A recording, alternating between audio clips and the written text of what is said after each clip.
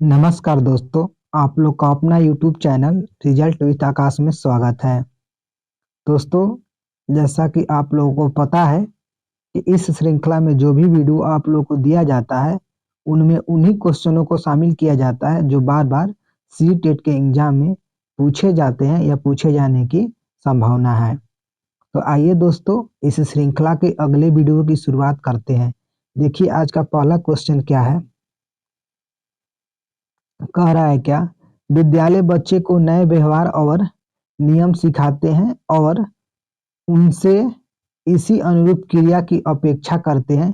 विद्यालय सामाजिकरण का संस्था के रूप में कार्य करता है। प्राथमिक, संरचनात्मक, द्वितीय और विश्लेषक। तो हम लोग जानते हैं कि हम लोग का परिवार यानी माता पिता और घर प्राथमिक कारक है, जबकि विद्यालय क्या है, तो विद्यालय द्वितीय कारक है। यानी ऑप्शन नंबर 3 हम लोग का इसका उत्तर क्या हो जाएगा, सही हो जाएगा। आइए फिर हम लोग आगे बात करते हैं। देखिए अगला क्वेश्चन क्या है। अगला क्वेश्चन कह रहा है, लॉरेंस कोहलवर्ग के अनुसार नैतिक विकास के कौन से स्तर पर बच्चा अच्छा लड़का अच्छी लड़की अभिन्यास प्रदर्शित करता है।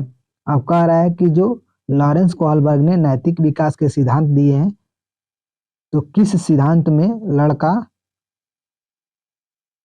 अच्छा लड़का और अच्छी लड़की का नियम होता है।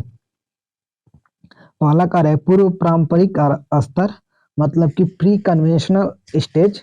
दूसरा कार्य है पारंपरिक यानी कन्वेंशन। फिर विषम नैतिक दिया है, उसके बाद सहयोग की नैतिक स्तर दिया है। तो हम लोग जानते हैं कि अच्छा लड़का लड़की का व्यवहार किस में करता है, तो वह पारंपरिक स्तर में करता है यानी कन्वेंशनल स्टेज में। यानी ऑप्शन नंबर 2 इसका सही उत्तर हो जाएगा। आइए दोस्तों हम लोग अगले क्वेश्चन की बात करते हैं। अगला क्वेश्चन कह रहा है क्या, सीता का साइकिल चलाने के पूर्व अनुभव के आधार पर स्कूटर चलाने के तरीके में बदलाव करना क्या कहलाएगा। अब देखिए किसी भी पुराने काम को कर कर जब हम नया कार्य सीखते हैं तो क्या होता है, तो वह समायोजन होता है। देखते हैं, पहला ऑप्शन है आत्मसातकरण, दूसरा है साम्य धारण, तीसरा है समायोजन और चौथा है असंतुलन और साम्य धारण। तो हम लोग का सही उत्तर क्या हो जाएगा, हम लोग का सही उत्तर हो जाएगा संयोजन। आइए दोस्तों आगे बात करते हैं। देखिए अगला क्वेश्चन क्या दिया है। कह रहा है क्या, वहां पर भरना में एक शिक्षक और 2-4 छात्र एक सहभागिता समूह बनाते हैं और एक एक करके लेखांश लेखांश पर संवाद को आगे बढ़ाते हैं। किसमें कर रहा है, तो पारस्परिक शिक्षण कर रहा है, पार आधारभूत सहायता कर रहा है, खोजी अधिगम कर रहा है, क्रमदेशित अनुदेशन कर रहा है। तो किसमें, तो पारस्परिक शिक्षण में एक शिक्षक और 2-4 छात्र एक सहभागिता समूह बनाते हैं और एक एक करके लेखांश पर संवाद को आगे बढ़ाते हैं। यानी ऑप्शन नंबर ए इसका सही उत्तर हो जाएगा किसमें, तो पारस्परिक शिक्षण में।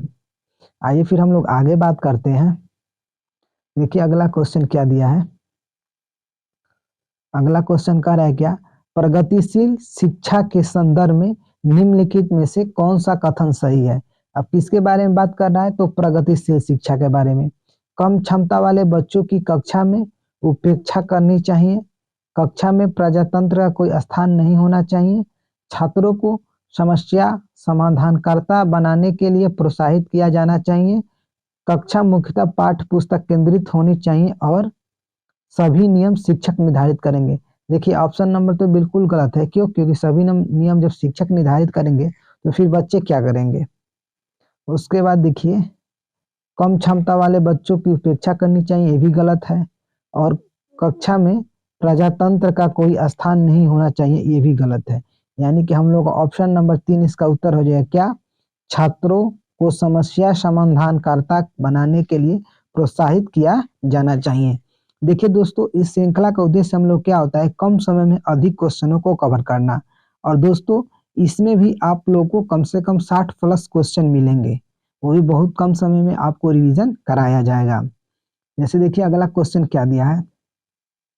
कह रहा है क्या, लड़की की तरह न रो तुम लड़के हो, पिता के द्वारा पुत्र को कहा गया यह वाक्य दर्शाता है। अब देखिए जब भी बताते हैं कि जब भी कंपेयर की बात आ जाए कि लड़का ये करेगा लड़की ये करेगी, वहां पर क्या होता है हम लोग का, तो वहां पर हम लोग का लैंगिक रूढ़िवादिता होता है। तो देखते हैं, पहला ऑप्शन है लैंगिक पहचान, दूसरा है लैंगिक रूढ़िवादिता, तीसरा है लैंगिक स्थिरता, चौथा है लैंगिक समानता। तो हम लोग का सही उत्तर क्या हो जाएगा, लैंगिक रूढ़िवादिता। दोस्तों इस वीडियो में यदि आप शुरू से अंत तक बने रह गए तो आपका पेपर किसी दिन में पड़ेगा, आपको कम से कम 3-4 क्वेश्चन सेम मिल जाएगा। आइए फिर हम लोग आगे बात करते हैं। देखिए क्या कह रहा है, निम्नलिखित में से कौन सा कथन सतत और व्यापक मूल्यांकन के संदर्भ में सही नहीं है। अब हम लोग को गलत कथन चुनना है। यह शिक्षक के लिए छात्रों का निरंतर परीक्षण कराने का आसान तरीका है। यह शिक्षण अधिगम की प्रक्रिया में न्यूनतम विकास है, यह ऑप्शन सही है। यह छात्रों में अध्ययन के प्रति रुचि पैदा करता है, यह भी सही है। पारंपरिक कागज कलम परीक्षण छात्रों की सही विशेषताओं और क्षमताओं का आकलन नहीं कर पाते हैं, ये भी सही है। लेकिन देखिए ऑप्शन नंबर ए हम लोग का गलत है। क्यों? यह छात्रों के लिए शिक्षक का निरंतर परीक्षण करने का आसान तरीका है।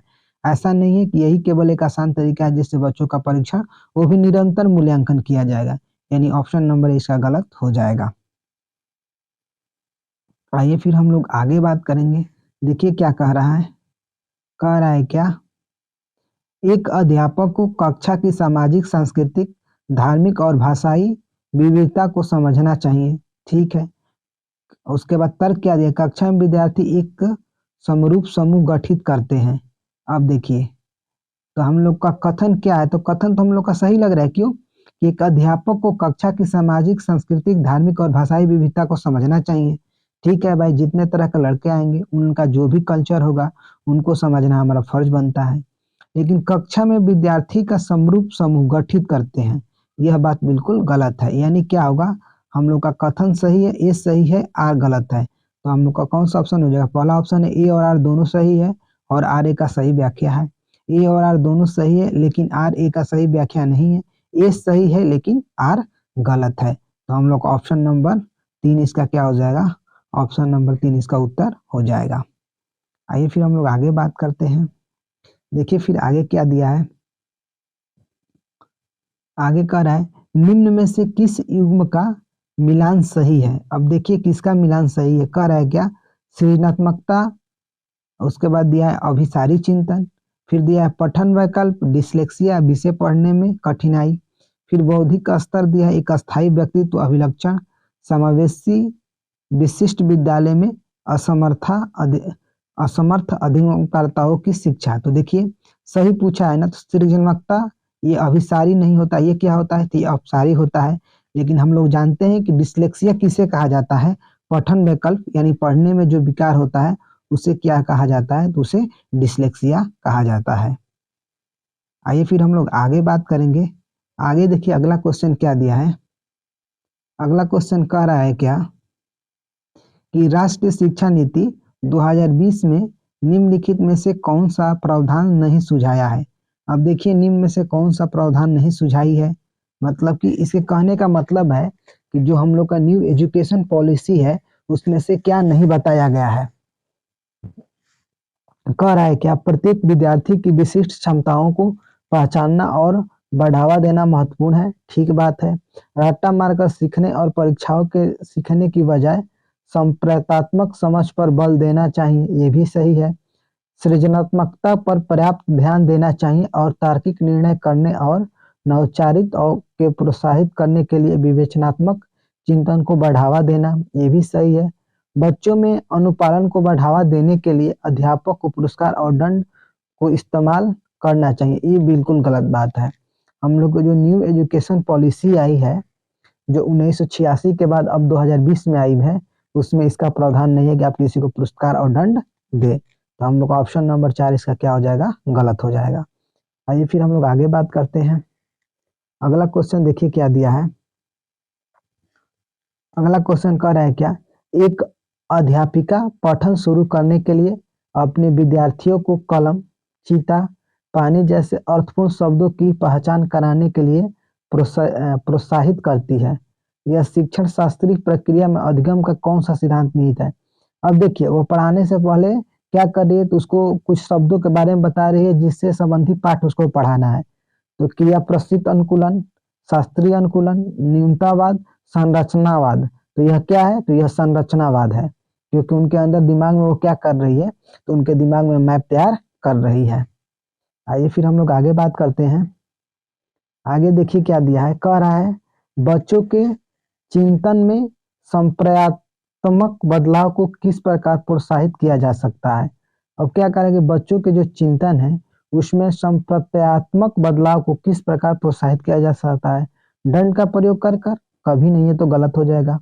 बहुबुद्धि उदाहरण देकर और बच्चों को उनके तर्क खोजने के लिए कहकर, ये तो ठीक है। बच्चों को सही संप्रत्यय स्मरण कराकर, स्मरण शब्द गलत हो जाता है।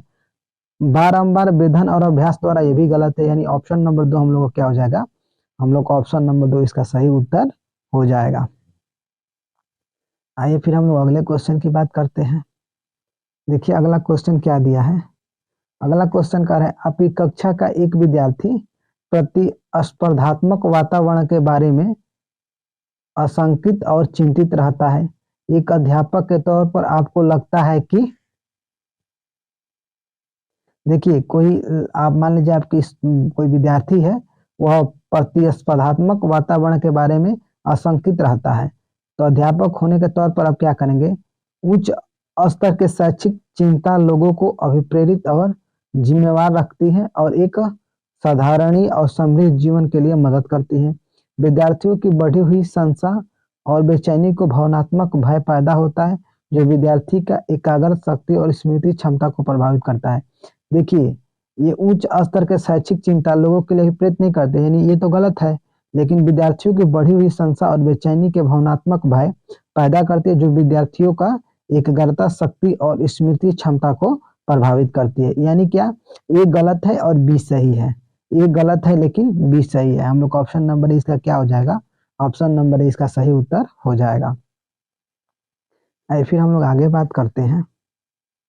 आगे देखिए क्या दिया है, अनुसूचित जातियों और जनजातियों से जुड़े बच्चे प्रथम पीढ़ी विद्यालय गामी लड़कियां और दिव्यांग बालक शिक्षा के पहुंच के संदर्भ में स्तर पर हैं। अब देखिए क्या कर रहा है, प्रतिकूल, अनुकूल, समान और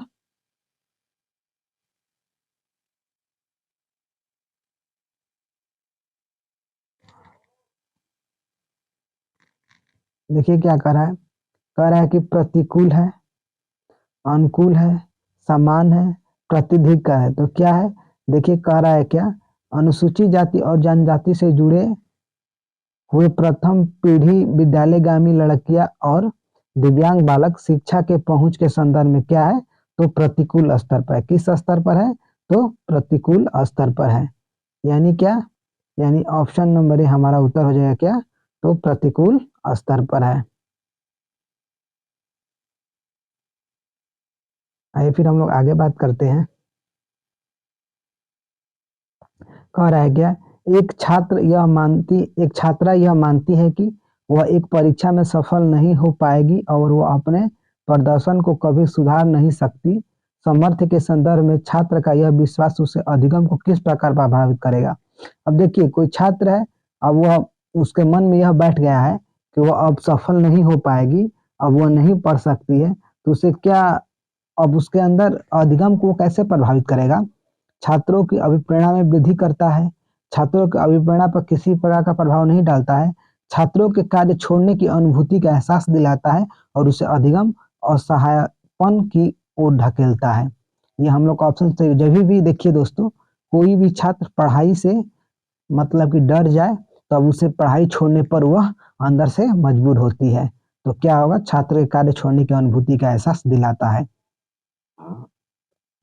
तो हम लोग का ऑप्शन नंबर 3 इसका सही उत्तर हो जाएगा। आइए फिर हम लोग आगे बात करते हैं। आगे देखिए क्या करें, निम्नलिखित में से कौन सी योजना विद्यार्थियों को अधिगम के लिए निरंतर अभिप्रेरित रखने में सबसे ज्यादा मददगार है, मतलब मददगार है।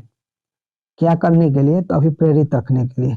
कह रहे विद्यार्थियों में योग्यता की समृद्धिक धारण विकसित करना, पुरस्कार का निरंतर वितरण और छात्रों में प्रतिस्पर्धा को बढ़ा देना, ये तो बिल्कुल गलत है। असफलता को अनियंत्रित कारकों पर प्रतिपादित करना, ये भी गलत है। विद्यार्थियों में प्रदर्शन अभिमुखी लक्ष्यों को बढ़ावा देना, ये थोड़ा सा ठीक है, लेकिन क्या कह रहा है, निरंतर अभिप्रेरणा को बढ़ाना है, अभिप्रेरित करना है, तो क्या होगा, विद्यार्थियों में योग्यता की संवैधिक धारणा विकसित करना।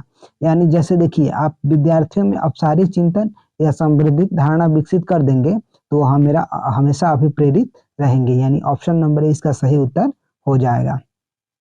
आइए फिर हम लोग आगे बात करते हैं। कह रहा है क्या, बच्चों द्वारा की गई त्रुटियां क्या दर्शाती है, निम्न बुद्धि, कम बुद्धि, उनकी ज्ञान प्रजनन की अक्षमता, बच्चों की चिंतन प्रक्रिया जो वयस्कों से गुणात्मक रूप से अलग है। तो बच्चों द्वारा की गई त्रुटियां क्या दर्शाती है कि बच्चों की चिंतन प्रक्रिया जो कि बड़ों से यानी वयस्कों से अलग है, यानी ऑप्शन नंबर 4 इसका सही उत्तर हो जाएगा। आइए फिर हम लोग आगे बात करते हैं। देखिए आगे क्या दिया है, कह रहा है क्या कि निम्न निम्नलिखित में से कौन सा डायनेस सिद्धांत का नियम नहीं है। कह रहा है रचनात्मक, उसके बाद क्या दिया है, उसके बाद कह रहा है गतिक, उसके बाद कह रहा है उत्कर्मणिता परिवर्तित नियम, उसके बाद क्या दिया है, उसके बाद दिया है गणितीय परिवर्तनशीलता नियम। अब देखिए डायनस ने नियम दिया है, उसमें से कौन सा नियम उनके अनुसार सही नहीं है। तो देखिए डायनस ने जो नियम दिया है उसमें रचनात्मकता नियम भी शामिल है, ठीक है, फिर गतिक नियम भी शामिल है और उसके बाद गणितीय परिवर्तनशीलता नियम भी शामिल है। तो कौन सा नियम नहीं शामिल है, तो उत्कर्मणता परिवर्तिता नियम, यानी ऑप्शन नंबर 3 इसका सही होगा। देखिए डायनस ने कौन कौन से नियम दिया है, आपने कहीं नोट कर लीजिए। एक रचनात्मकता नियम दिए हैं, एक गतिक नियम दिए हैं, एक अवधारणात्मक परिवर्तनशीलता का नियम दिया है जिसे बहु मूर्तरूप नियम भी कहते हैं, फिर एक गणितीय परिवर्तनशीलता नियम दिए हैं। तो आप इसे कहीं नोट कर लीजिए, यानी ऑप्शन नंबर 3 हमारा सही उत्तर हो जाएगा। फिर आइए हम लोग आगे बात करते हैं। आगे देखिए क्या दिया है, आगे कह रहा है क्या कि बहुधा छात्र दशमलव संख्याओं की तुलना करने में त्रुटि करते हैं। उदाहरण के लिए 0.50 को 0.5 से बड़ा बताते हैं। इस त्रुटि का सर्वाधिक संभावित कारण हो सकता है। अब देखिए इसका कारण क्या हो सकता है, पूर्ण संख्याओं के तथ्यों का दशमलव संख्याओं में अति सामान्यीकरण, संख्याओं की तुलना के प्रश्नों के अभ्यास की कमी, ये तो बिल्कुल गलत है। एक संख्या रेखा पर दशमलव अंकों को प्रदर्शन में कमी, ये भी गलत है। छात्रों के द्वारा की जाने वाली लापरवाह की त्रुटि, ये भी गलत है। वो देखिए क्या कर रहा है, पूर्ण संख्या जो बिना दशमलव वाली संख्या होती है उसी से वह तुलना कर कर माने उसमें अति सामान्यीकरण करके दशमलव वाली संख्या को बता रहा है क्या, 0.50 बड़ा है किससे, तो 0.5 से, यानी ऑप्शन नंबर ए इसका सही उत्तर हो जाएगा। ठीक है, आइए फिर हम लोग आगे बात करेंगे। आगे देखिए क्या कह रहा है, आगे कह रहा है कि निम्नलिखित में से कौन सा कथन समकक्षीय मूल्यांकन के लिए सत्य है। अब देखिए समकक्षीय मूल्यांकन के लिए क्या सत्य है, इसमें सम्मिलित है कि एक बच्चा अन्य बच्चों के कार्य का आकलन करता है और उन्हें प्रतिपुष्टि देता है। यह जोड़ों और समूहों में नहीं किया जा सकता। यह योगात्मक मूल्यांकन का एक उपकरण है। यह बच्चों के अधिगम रुचियों और अभिवृत्तियों में स्व आकलन की ओर संकेत करता है। तो देखिए समकक्षीय मूल्यांकन के लिए क्या सत्य है, इसमें सम्मिलित है कि एक बच्चा अन्य बच्चों के कार्य का आकलन करता है और उन्हें प्रतिपुष्टि देता है। प्रतिपुष्टि यानी फीडबैक देता है, यानी ऑप्शन नंबर ए इसका सही उत्तर हो जाएगा। आइए हम लोग आगे बात करते हैं। देखिए अगला क्वेश्चन क्या दिया है, अगला क्वेश्चन कह रहा है क्या, निम्नलिखित में से कौन सा एक रचनात्मक गणित की कक्षा का लक्षण है। बच्चे श्यामपट्ट से उत्तरों को नकल कर, अब बताइए हो सकता है, ये कभी नहीं हो सकता है। बच्चे पहाड़े को ऊंचे स्वर में कविता की तरह गा रहे हैं, ये भी नहीं हो सकता है। बच्चे अर्थपूर्ण गतिविधियों में व्यस्त हैं। अध्यापक एक दी गई समस्या को हल करने की विधि को समझा रहा है। तो देखिए कौन सा रचनात्मकता हो सकता है कि बच्चे अर्थपूर्ण गतिविधियों में व्यस्त है, यानी ऑप्शन नंबर 3 इसका सही उत्तर हो जाएगा। आइए फिर हम लोग आगे बात करेंगे। देखिए क्या कह रहा है, निम्नलिखित में से कौन सा क्रियाकलाप कक्षा 3 के छात्रों में समस्या समाधान की प्रतिभा को विकसित करता है। अब देखिए निम्न में से कौन सा क्रियाकलाप कक्षा 3 के छात्रों में समस्या समाधान की प्रतिभा को विकसित करता है। एक वर्ग पहेली जिसमें सभी मूल शब्दों जैसे सम संख्या, विषम संख्या, भाज्य संख्या, अभाज्य संख्या आदि के लिए संकेत दिए गए हों। एक क्रियाकलाप जिसमें विद्यार्थी समूह में कार्य कर रहे हो, 2 अंकों के गुणन के विभिन्न आयाम को खोज रहे हैं, संख्या और संक्रिया पर अंतः प्रश्नोत्तरी का संचालन करना, 4 आधारभूत संक्रियाओं पर आधारित समस्या को औपचारिक एल्गोरिदम के उपयोग को सुलझाने पर कार्यपत्रक देना। तो देखिए सबसे अच्छा ऑप्शन कौन सा है, तो अच्छा ऑप्शन 2 है। क्यों? क्योंकि इसमें बालक एक्टिव है।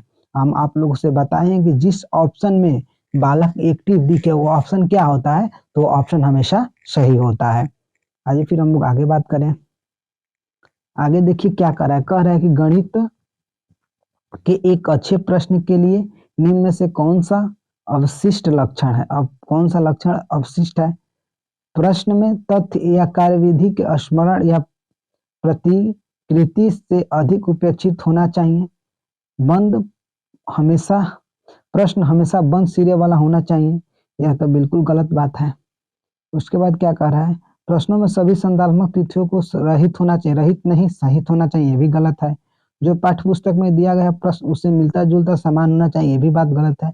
यानी कौन सा, हम लोग का प्रश्नों में तथ्य एवं कार्यविधि के स्मरण या प्राकृतिक से अधिक अपेक्षित होना चाहिए, यानी ऑप्शन नंबर ए इसका सही उत्तर हो जाएगा। आइए फिर हम लोग आगे बात करते हैं। आगे देखिए क्या कह रहा है, आगे क्या कह रहा है, कह रहा है क्या, प्राथमिक स्तर पर बच्चों को दी गई आकृतियों को उनकी दिखावट के आधार पर वर्गीकृत करने में समर्थ है। वेन हेले के ज्यामितीय तर्क के चरण के अनुसार वो कौन से चरण हैं। अब देखिए वो क्या कर रहे हैं, तो दिखावट के आधार पर वर्गीकृत कर दे रहे हैं। यानी क्या है, विश्लेषण है, दृश्यकरण है, संबंधनात्मक चरण है, स्वयं सिद्धि अभिवृत्ति चरण है। तो कौन सा चरण है, वह दृश्यकरणी चरण है। ठीक है, देखिए वेन हेले ने एक स्तर दिया था 0, मतलब कि पहले स्तर यानी 0, उसका नाम था दृश्यकरण स्तर। फिर स्तर 1 विश्लेषण स्तर, फिर स्तर 2 संबंधात्मक स्तर, फिर 3 औपचारिक निगमन स्तर, फिर स्तर 4 दृढ़ता स्तर। तो हम लोग क्या हो जाएगा, दृश्यकरण चरण। देखिए दोस्तों, महादेव हर हर महादेव, तन्हा बैठकर न देख हाथों की लकीर, अपनी उठ बांध कमर और लिख दे खुद तकदीर अपनी।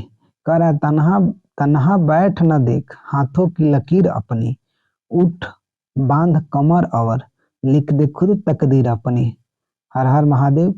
दोस्तों आप लोगों में से जिन्होंने अभी तक चैनल को लाइक नहीं किया है तो आप लोग लाइक कर दीजिए और सब्सक्राइब कर दीजिए।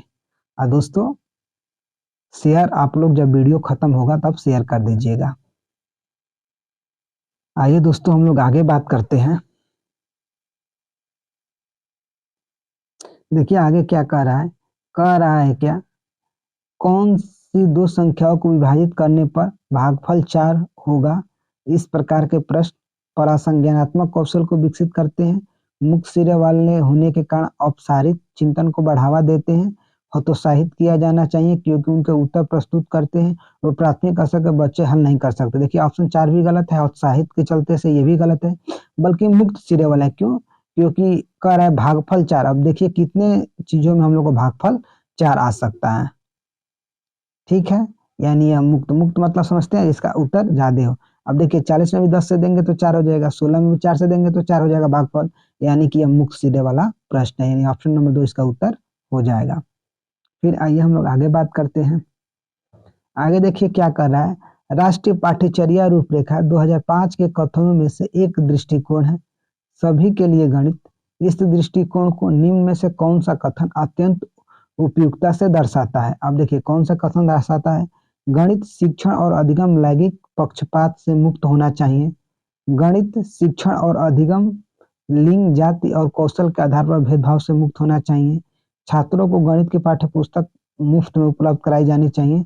कक्षा 12 तक गणित एक अनिवार्य विषय होना चाहिए। देखिए ये दोनों ऑप्शन बिल्कुल सही नहीं है, लेकिन क्या करे, उपयुक्त अत्यंत उपयुक्त क्यों है, तो हम लोग का ऑप्शन नंबर 2 सबसे सही है। क्यों? क्योंकि कह रहे हैं गणित शिक्षण और अधिगम लिंग जाति और कौशल के आधार पर भेदभाव से मुक्त होना चाहिए, यानी ऑप्शन नंबर 2 हम लोग का सही उत्तर हो जाएगा। आइए फिर हम लोग अगला क्वेश्चन देखते हैं क्या कह रहा है। कह रहा है क्या कि बेरी बेरी नामक रोग विषमता निम्न में से किस विटामिन की कमी से होती है? Vitamin B12, vitamin B2, vitamin B1, vitamin B3। तो हम लोग जानते हैं कि बेरी बेरी किसकी कमी से होती है, तो बेरी बेरी विटामिन B1 की कमी से होती है, यानी ऑप्शन नंबर 3 इसका उत्तर हो जाएगा। यही फिर हम लोग आगे बात करते हैं। कह रहे हैं निम्न में से कौन सा परजीवी पौधा है? पहला ऑप्शन क्या दिया है? पहला ऑप्शन दिया है पीपल, फिर अमरवेल, फिर अंगूर, उसके बाद मनी प्लांट। तो हम लोग जानते हैं कि परजीवी पौधा कौन सा होता है, तो अमरवेल एक परजीवी पौधा है, यानी ऑप्शन नंबर 2 इसका उत्तर हो जाएगा। आइए फिर हम लोग आगे बात करते हैं। देखिए क्या कह रहा है, निम्नलिखित में से कौन सा पौधा फूल ग्रंथियां नहीं बनाता है जिसे नाइट्रोजन स्थिरीकरण करने वाले जीवाणु होते हैं? यानी कि निम्न में से किसके द्वारा नहीं होता है? तो देखिए स्वीट पी मीठी मटर जिसमें नाइट्रोजन युक्त होता है, उद्यान मटर, गार्डन पी, तुलसी, मूंगफली। तो देखिए तुलसी में राइबोजोमियम नहीं पाया जाता। देखिए इस नाइट्रोजन स्थिरीकरण का मतलब क्या होता है? राइजोबियम का मात्रा, मतलब कि राइजोबियम होता है वही, उसी का मात्रा नहीं पाया जाता है। तो हम लोग ऑप्शन नंबर 30 का सही उत्तर हो जाएगा। आइए फिर हम लोग आगे बात करेंगे। देखिए अगला क्वेश्चन क्या दिया है। अगला क्वेश्चन कह रहा है निम्न में से कौन सा जीवाश्म ईंधन नहीं है? अब देखिए निम्न में से कौन सा जीवाश्म ईंधन नहीं है, यह पूछ रहा है। कह रहा है कोयला, लकड़ी, पेट्रोलियम और प्राकृतिक गैस। तो हम लोग जानते हैं कि लकड़ी ईंधन नहीं है, ठीक है। तो हम लोग ऑप्शन नंबर 2 इसका सही उत्तर हो जाएगा। फिर आगे देखिए क्या कह रहा है। कह रहा है क्या निम्नलिखित में से क्या ऊर्जा का परंपरागत स्रोत नहीं है? देखिए सौर ऊर्जा है, ज्वारभाटा है, भूगर्भीय उष्मीय ऊर्जा भी है, जीवाश्म ऊर्जा, ये परंपरागत ऊर्जा का स्रोत नहीं है, यानी ऑप्शन नंबर 4 इसका सही उत्तर हो जाएगा। आगे देखिए क्या कह रहा है। अगला क्वेश्चन क्या दिया है। कह रहा है क्या हिमालय में एप्पल एक औषधीय पौधा है जो उच्च क्षेत्रों में पाया जाता है, इसे किस समूह में रखे? अन्य स्थानिक, प्रचुर बहुल, स्थानिक और लुप्तप्राय। तो इसे किस में रखा जाता है? क्योंकि हिमालय क्षेत्र में ही केवल पाया जाता है, इसकी वजह से क्या है यह, तो यह स्थानिक है। आइए फिर हम लोग आगे बात करते हैं। कह रहा है क्या हमारे सौर मंडल में कौन सा ग्रह पृथ्वी से छोटा है? अब देखिए वरुण, बृहस्पति, बुध और शनि। तो कौन सा ग्रह है? तो हम जानते हैं कि बुध पृथ्वी से छोटा है, तो हम लोग ऑप्शन नंबर 3 इसका सही उत्तर हो जाएगा। ये फिर हम लोग आगे बात करते हैं। देखिए क्या कह रहा है। एनसीएफ 2005 के अनुसार प्राथमिक स्तर पर ईवीएस का उद्देश्य निम्न में से कौन सा होना चाहिए? लिंग संबंधी विषय तथा हास्याकरण के मुद्दों पर समालोचना करना, ठीक है। बच्चों का कंठस्थ करने की कला का विकास, गलत है। प्राथमिक स्तर पर ईवीएस को सीखने में वर्ण का महत्व पर जोर देना, ये भी गलत बात है, बताएंगे क्यों। वातावरण संबंधी प्रमुख मुद्दों को पहचानना और प्रत्याहान करना। देखिए मुद्दों को पहचानना और प्रत्याहान करना ये थोड़ा सा ठीक है, लेकिन देखिए वर्ण महत्व देना, वर्णन करना प्राथमिक स्तर पर सही नहीं है, बल्कि क्या लिंग संबंधी विषय तथा हास्याकरण के संबंधी हास्याकरण के मुद्दों पर समालोचना करना, यानी ऑप्शन नंबर ए इसका सही उत्तर हो जाएगा। ये फिर हम लोग आगे बात करते हैं। देखिए अगला क्वेश्चन क्या है। अगला क्वेश्चन कह रहा है क्या प्राथमिक स्तर पर ईवीएस की एकीकृत प्रवृत्ति को निम्न में से कौन कौन अनुमोदित करता है? अब देखिए ईवीएस को कौन अनुमोदित करता है, मतलब कौन कौन से ऑप्शन अनुमोदित करते हैं? विज्ञान, सामाजिक विज्ञान तथा पर्यावरण शिक्षण की अवधारणा एवं मुद्दों का एकीकरण, बच्चे अपने पर्यावरण को एक संपूर्ण रूप में देखते हैं, यह थीम पर आधारित है, इसमें विज्ञान और सामाजिक विज्ञान के विषय तथा उप विषय शामिल है। तो देखिए ए बी तीनों सही है, बल्कि चौथा सही नहीं है, यानी ए बी सी वाला कोई देखते हैं तो ए बी सी हम लोग का ऑप्शन नंबर 2 सही हो जाएगा। देखिए दोस्तों इस श्रृंखला में हम लोग डिवीजन करते हैं और इस वीडियो के प्लेलिस्ट में एक आपको और लिंक मिलेगा सीटेट का, उसमें जाइएगा, उस पर सारे क्वेश्चन को पूरे विधिवत से समझाया जाता है। लेकिन इस श्रृंखला का उद्देश्य क्या होता है कि रिवीजन करना, इसलिए प्रत्येक क्वेश्चन पर ज्यादा नहीं बोला जाता है, बस आप लोगों को क्वेश्चन तैयार करवाया जाता है। कह रहा है एनसीईआरटी की ईवीएस पुस्तक का अंतरिक्ष में शून्यता पाठ पर आधारित है। किस पर आधारित है? दैनिक जीवन की चुनौतियों, असल जीवन की घटनाएं, वास्तविक लोग तथा उनके अनुभव, वास्तविक संस्थान है। तो किस पर आधारित है? तो वास्तविक लोग तथा उनके अनुभव पर। आइए फिर हम लोग आगे बात करेंगे। देखिए आगे क्या कह रहा है। खाद्य पदार्थों के खराब होने तथा अपव्यय को संबोधित करने के लिए निम्न में से कौन से संसाधन का सुझाव उपयुक्त है? किसका उपयुक्त है? परिवार के अनुभव एवं पारस्परिक क्रियाओं को खाद्य परीक्षण में संबंधित व्यक्ति को साझा करना, इस विषय पर दृश्य श्रव्य, व्याख्यान में विचार विमर्श, सोच स्याही जोड़ा एवं साझा। देखिए सारे ऑप्शन व्याख्या भी गलत है, दृश्य श्रव्य भी गलत है। क्यों? क्योंकि परिवार के अनुभव और क्रियाएं इसमें शामिल है, यानी ऑप्शन नंबर ए हमारा क्या है? तो ऑप्शन नंबर ए हमारा एक्टिव ऑप्शन है। ठीक है, आइए फिर आगे देखते हैं। आगे देखिए क्या कह रहा है। कह रहा है ईवीएस में एक शिक्षक निम्न में से किसके अंतर्गत स्वच्छता अभियान चला सकता है? कह रहा है क्या? प्रोजेक्ट परियोजना कार्य, प्रदत्त कार्य, क्षेत्र भ्रमण, प्रयोगात्मक कार्य। तो किसके अंदर? वह प्रोजेक्ट यानी परियोजना के अंतर्गत स्वच्छता अभियान चला सकता है। ऑप्शन नंबर ए इसका सही उत्तर हो जाएगा। आइए फिर हम लोग आगे बात करते हैं। देखिए आगे क्या दिया है। कह रहा है क्या? ईवीएस में एक शिक्षक निम्न में से किस, ये तो हम लोग का हो गया है ना। आगे देख, ईवीएस में रचनात्मक आकलन आकलन का संचालन करने का सबसे उपयुक्त उद्देश्य क्या है? विद्यार्थियों की मात्रात्मक एवं गुणात्मक प्रगति को संबोधित करना, ये ऑप्शन ठीक है। विद्यार्थियों के विषय अनुसार प्रगति का आकलन, विद्यार्थियों को अंक श्रेणी देना, ये गलत है। विद्यार्थियों को अगली कक्षा में पदोन्नति, ये भी गलत है। अब देखिए हम लोग के पास बच्चा है ए और बी, तो हम लोग का दो मतलब कि दो से बढ़िया हम लोग ऑप्शन नंबर ए इसका सही उत्तर हो जाएगा। क्या? विद्यार्थियों के मात्रात्मक एवं गुणात्मक प्रगति को संबोधित करना। आइए फिर हम लोग आगे बात करते हैं। देखिए क्या कह रहा है। कह रहा है क्या कि पर्यावरण अध्ययन के शिक्षक अपनी कक्षा में वास्तविक चुनौतियां है। क्या है? मतलब पर्यावरण के अध्ययन के शिक्षक अपनी कक्षा में वास्तविक चुनौती है विद्यार्थियों को सूचना देना, विद्यार्थियों को कार्य पदक देना, विद्यार्थियों को सीखने का अवसर देना और गृह कार्य देना। तो शिक्षक को क्या करना चाहिए? तो विद्यार्थियों को सीखने के लिए कार्य देना चाहिए। क्या? यानी ऑप्शन नंबर 3 इसका सही उत्तर हो जाएगा। ये फिर हम लोग आगे बात करते हैं। देखिए क्या कह रहा है कि निम्नलिखित में से क्या पर्यावरण अध्ययन के अधिगम का प्रभावशाली संसाधन है? कविताएं और कहानियां, पर्यावरण शिक्षण की पाठ्य पुस्तक, कार्यपदक, दृश्य। तो क्या हो जाएगी? कविताएं और कहानियां हो जाएगी पर्यावरण अध्ययन अधिगम की प्रभावशाली संसाधन। आइए फिर हम लोग आगे बात करते हैं। देखिए क्या कह रहा है। कह रहा है क्या? निम्नलिखित में से क्या पर्यावरण अध्ययन की पाठ्य पुस्तकें अतिरिक्त संसाधन हो सकते हैं? समुदाय के सदस्य, पाठ्य सामग्री, विज्ञान प्रयोगशाला, संसार का मानचित्र। तो देखिए अतिरिक्त और महत्वपूर्ण संसाधन समुदाय के सदस्य। क्यों? क्योंकि समुदाय में बालक को हमेशा समुदाय के लोग मिल जाएंगे, यानी ऑप्शन नंबर ए इसका सही उत्तर हो जाएगा। आगे देखिए कह रहे हैं क्या? निम्नलिखित में से किस आकलन का पर्यावरण अध्ययन की कक्षा में विद्यार्थियों द्वारा आनंद दिया जाता है? पोर्टफोलियो द्वारा आकलन, पेपर पेंसिल परीक्षण, मौखिक प्रश्न। पेपर पेंसिल परीक्षण की प्रतिपुष्टि। तो हम लोग जानते हैं कि पोर्टफोलियो द्वारा आकलन जो किया जाता है उसमें विद्यार्थी आनंद लेते हैं, यानी ऑप्शन नंबर ए इसका सही हो जाएगा। फिर आगे देखते हैं क्या कह रहा है। कह रहा है क्या? मानव मस्तिष्क में सार्वभौमिक व्याकरण नियमों के एक समूह के रूप में होता है, यह विचार किसने प्रतिपादित किया था?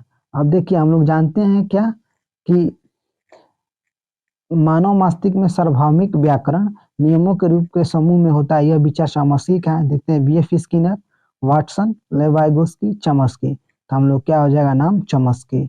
सार्वभौमिक व्याकरण का सिद्धांत किसने दिया है? तो नाम चॉम्स्की ने दिया है। आभाषा अर्जन भी किसने दिया है? तो नाम चॉम्स्की ने दिया है। आइए देखिए अगला क्वेश्चन क्या है। कर निम्नलिखित में से विकास का निकटतम क्षेत्र कहते हैं, किसे कहते हैं? मस्तिष्क का वह भाग जो भाषाई विकास के साथ कार्य करता है। बच्चे का वास्तविक विकास जहाँ किसी दूसरे की सहायता से कर सकने वाले काम के बीच का अंतर। ये तो ठीक है। भाषा प्रवाह में जो बच्चे किशोरावस्था में पहुंचने पर अर्जित करते हैं। जो दो बच्चों के बीच भाषा अर्जन की निपुणता में अंतर, तो हम लोग का कौन सा हो जाएगा? क्या पूछा है? निकटस्थ क्षेत्र पूछा है विकास का, यानी विकास बच्चे के वास्तविक विकास तथा किसी दूसरे की सहायता से कर सकने वाला काम के बीच का अंतर। वही हम लोग क्या होता है? जोन ऑफ प्रॉक्सिमल डेवलपमेंट होता है, यानी समीपस्थ विकास का क्षेत्र। यानी ऑप्शन नंबर 2 इसका उत्तर हो जाएगा। आगे देखिए क्या कह रहा है। कह रहा है क्या? बच्चों की मौखिक भाषा को विकसित करने में सहायता करने के लिए उनसे बातचीत करना एक महत्वपूर्ण घटक है। किसका? प्रक्रिया लेखन उपागम का, गहन पठन का, उत्पाद लेखन उपागम का, प्रारंभिक साक्षरता का। तो किसका है? बच्चों की मौखिक भाषा को विकसित करने में सहायता करने के लिए उनसे बातचीत करना किसका है? तो प्रारंभिक साक्षरता एक महत्वपूर्ण घटक है। यानी ऑप्शन नंबर 4 इसका उत्तर हो जाएगा क्या? प्रारंभिक साक्षरता। आइए फिर हम लोग आगे बात करते हैं। आगे देखिए क्या है। आगे का निम्नलिखित में से कौन सी शब्द संपदा निर्माण की रणनीति नहीं है? कौन सी नहीं है? संदर्भ में शब्दों को परिभाषित करना है, वर्गों की रूपरेखा बनाना ये भी है, शब्दों के भागों का विश्लेषण करना ये भी है, संबंध स्थापित करना क्या है? तो यह संपदा निर्माण की रणनीति नहीं है। यानी ऑप्शन नंबर 4 इसका सही उत्तर हो जाएगा। आइए फिर हम लोग आगे बात करते हैं। कह रहा है कि लेखन है। अब लेखन क्या है? तो हम लोग जानते हैं कि यह उत्पादक कौशल है। कह रहा है उत्पादक कौशल विशिष्ट विधि का सीमित, ग्रहण कौशल एक रेखीय प्रक्रिया। तो लेखन क्या है? तो लेखन एक उत्पादक कौशल है। आइए फिर हम लोग आगे बात करते हैं। देखिए क्या कह रहा है। निम्नलिखित में से कौन सा कक्षा में मुद्रित लिखित समृद्ध परिवेश के निर्माण में सहायता नहीं करता है? तो कह रहे दीवारों पर कहानियों के चार्ट लगाना ठीक है, कक्षा में पठन कोना सृजित करना ये भी ठीक है, कक्षा में विद्यार्थियों की रचनाएं प्रदर्शित करना ये भी ठीक है, कक्षा में खिलौनों का कोना बनाना। तो यह क्या नहीं करता है? तो कक्षा में खिलौनों का कोना बनाना मतलब कि मुद्रित सामग्री मतलब लिखित सामग्री परिवेश का निर्माण नहीं करता है। आइए फिर हम लोग आगे बात करते हैं। अगला क्वेश्चन देखिए क्या दिया है। भाषा अधिगम में बोधगम्य निवेश का क्या अर्थ है? कह रहे बच्चों को ऐसे भाषाई अवसर उपलब्ध कराना जो उनकी भाषा से एक स्तर ऊपर है। बच्चों को लक्ष्य भाषा के अधिकतम अवसर उपलब्ध कराना, कहानी सुनाने के माध्यम से भाषा अधिगम को रोचक बनाना, कक्षा की दीवारों पर बच्चों की रचनाएं प्रदर्शित करना। तो क्या हो जाए? भाषा अधिगम में बोधगम्य निवेश का क्या अर्थ है? तो बच्चों को ऐसे भाषाई अवसर उपलब्ध करना जो उनकी भाषा से एक स्तर ऊपर हो। तो हम लोग का ऑप्शन नंबर है इसका सही उत्तर हो जाएगा। तो फिर हम लोग आगे देखते हैं।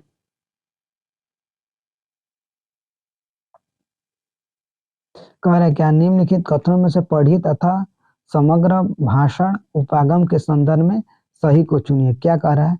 समग्र भाषा उपागम बच्चे की बनाई बर्तनियों के उपयोग का प्रोत्साहित करती है। सही है। समग्र भाषा उपागम बच्चे पढ़ने सीखने के लिए वर्ण तथा ध्वनि से आरंभ करते हैं।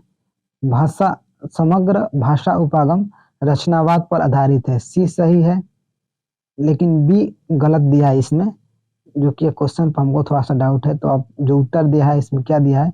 ए तथा सी सही है, लेकिन बी गलत है, यानी ऑप्शन नंबर 2। फिर हम लोग आगे देखते हैं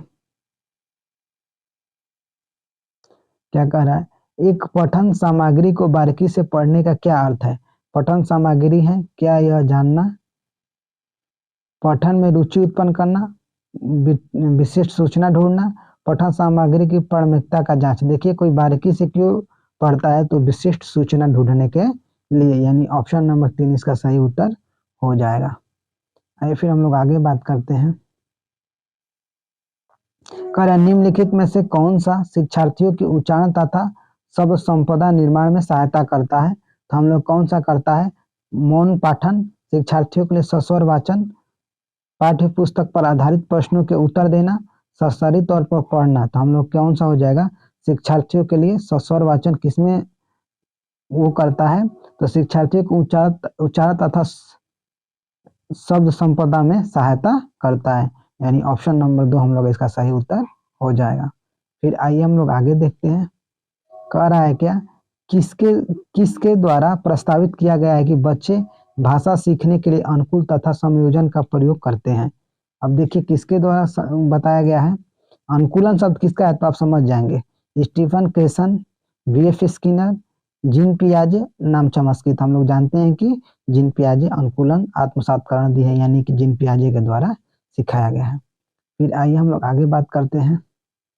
आगे देखिए क्या दिया है। कक्षा 1 का कबीर शांति शब्द सुनकर फ्रांति, डांटी, मानती जैसे निरर्थक शब्द बोलकर मजे लेता है। यह प्रदर्शन करता है कि उसे गलत संकल्पना विकसित कर ली है, वह ध्वन्यात्मक जागरूकता विकसित कर रहा है। हाँ, यह बात सही है।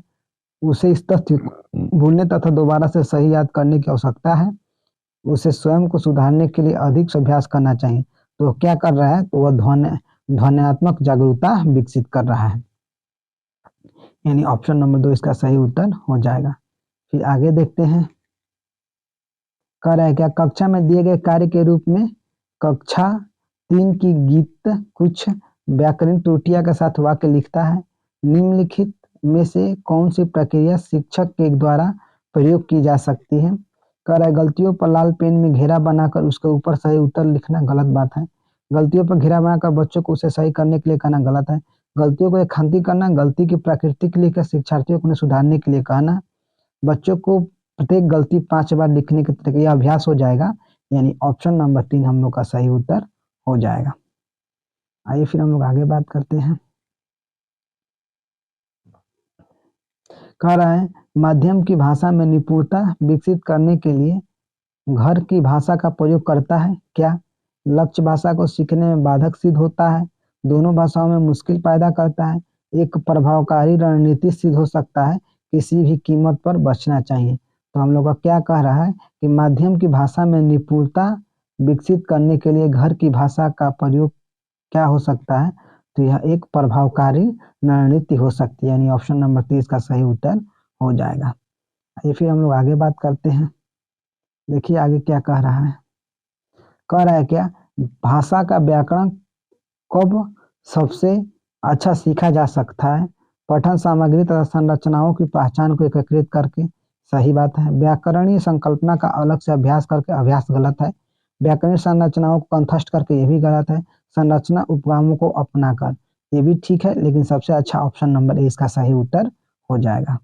आइए हम लोग आगे बात करते हैं। दोस्तों अब हम लोग का क्वेश्चन लग रहा है कि खत्म हो गया। दोस्तों हम लोगों ने इतने कम समय में इतने अधिक क्वेश्चनों का रिवीजन किया है। और दोस्तों अभी तक आप लोगों का एक भी मिनट बेकार नहीं किया गया है। तो आप लोग इस वीडियो को लाइक कर दीजिए, चैनल को सब्सक्राइब कर दीजिए और वीडियो को शेयर कर दीजिए। मिलेंगे दोस्तों हम लोग एक और बेहतर वीडियो के साथ। तब तक के लिए दोस्तों जय हिंद।